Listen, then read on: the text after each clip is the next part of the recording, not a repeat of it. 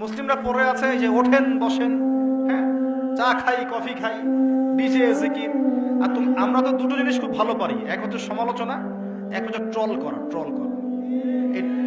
এই ট্রল করতে করতে এক জোকারকে বানিয়ে দিয়েছেন আলেম, এক বাউলকে বানিয়ে দিয়েছেন আলেম, আর আরেকজনকে বানিয়ে দিয়েছেন এমপি। আরেকটু হলে তো এমপি হয়ে যাইত। ট্রল করতে করতে এই ট্রল করতে করতে তোমরা মিডিয়ায়, ফেসবুক, ইউটিউবে ট্রল করতে করতে এমন পাবলিসিটি হয়ে গেছে যে এক বাউল গীত গায়, বাউল, হ্যাঁ, মানুষকে কমেডি দেয়, কমেডিয়ান, সে হয়ে গেছে আলেম। বড় বড় আলেমের ভুল ধরে আর তাদের বিরুদ্ধে কথা বলা শুরু করে। আর একজনকে ট্রল করতে করতে করতে প্রায় এমপি বানিয়ে ফেলেছে। এই দুটো স্বভাব চেঞ্জ করতে হবে জাতির। এই মজা নেওয়ার মানসিকতা, ট্রল করার মানসিকতা বন্ধ করতে হবে, এক। আর ইস্যু নিয়ে লাফালাফি করা যাবে না, ইস্যু পাগল হওয়া যাবে না।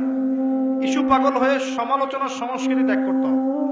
আমাদের ঠান্ডা মাথায় চিন্তা করতে হবে যে আসলে আমরা কি করছি, কেন করছি, ইন ফিউচার আমাদের কি হবে, আমাদের সন্তানদের ভবিষ্যৎ কি, দিনের ক্ষেত্রে আমরা কি করতে পারি, আস্তে আস্তে কিভাবে ইসলামকে আগাবো, সর্বমহলে কিভাবে ইসলাম ঢোকাবো, চিন্তা করতে হবে।